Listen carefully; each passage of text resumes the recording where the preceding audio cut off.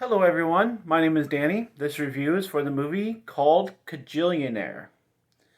This is a 2020 film. It just came out this last weekend. I saw it for my theater movie for the weekend. It is rated R. It runs an hour and 46 minutes, and it stars Evan Rachel Wood, Markin Ivanir, I'm guessing, and Gina Rodriguez. The description of this: a woman's life is turned upside down when her criminal parents invite an outsider to join them on a major heist they're planning.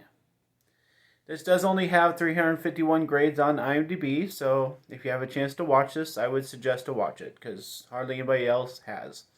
This is Kajillionaire.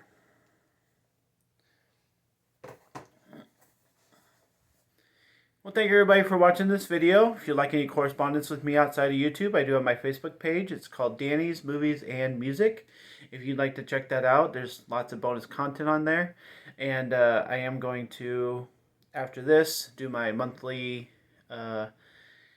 update of my collection of things. And that'll be my third one. So I'm trying some new things. I'm trying different pathways. So I just appreciate you watching this review, but I have lots more kind of coming and everything, and this has been a really busy month for some things. So I was able to go see this in theater. There was a pretty good crowd in my theater, but obviously not many people are going to watch this or going to movies in general, probably quite yet.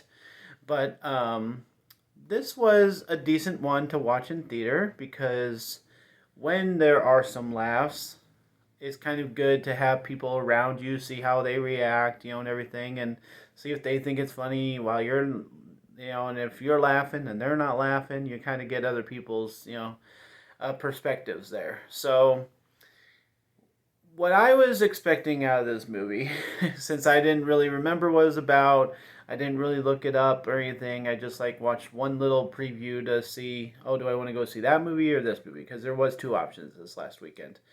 And I went to go see this one because I was intrigued by the heist. The word heist.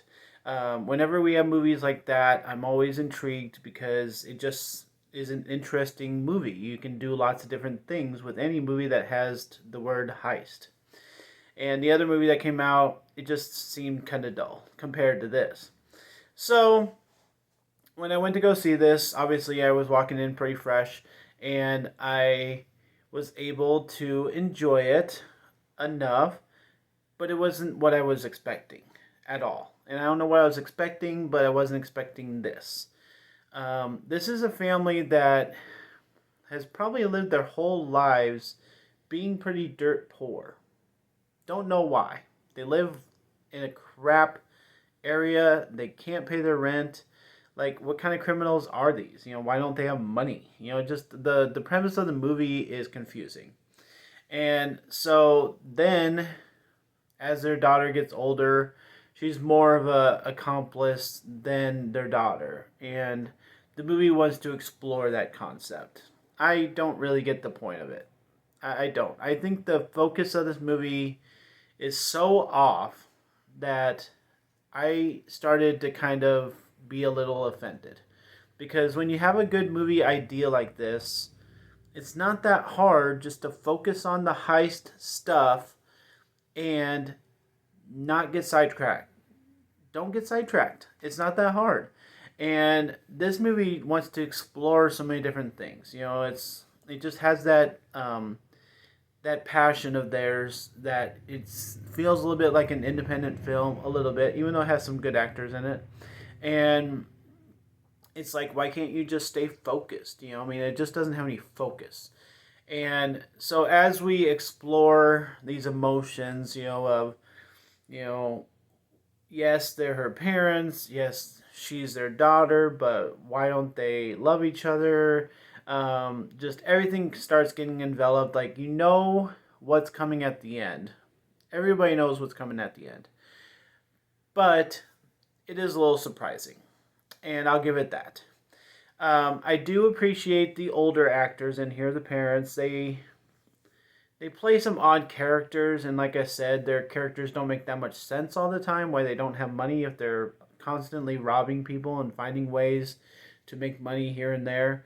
I just don't understand that, but the parents are good. You know, they have feeling, they have comedy, they have all kinds of things to their characters. There's lots more to talk about this movie. I'm going to try and summarize a little bit. We have this other girl that comes into the situation, and that's, you know, in the description of the movie, and she's part of why this movie loses focus, because it's okay to bring someone into a heist. It's not okay to bring her into whatever is going on in this movie.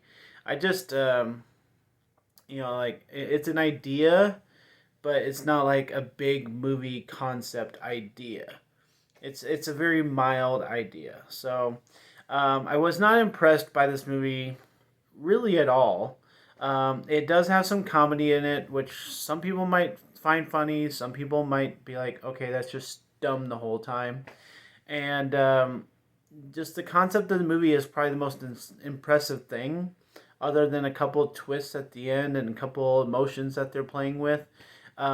This movie doesn't offer much else. It's kind of dull. It's kind of boring. It's kind of it's just kind of dumb. You know, it's just, I don't know what the point of all of this was, except to explore who the daughter is. You know, and I mean, it's like, who cares? You know, I mean, just get to the cool stuff, get to the high stuff, get to the other stuff. I mean, I don't understand why movies like this have to lose their focus.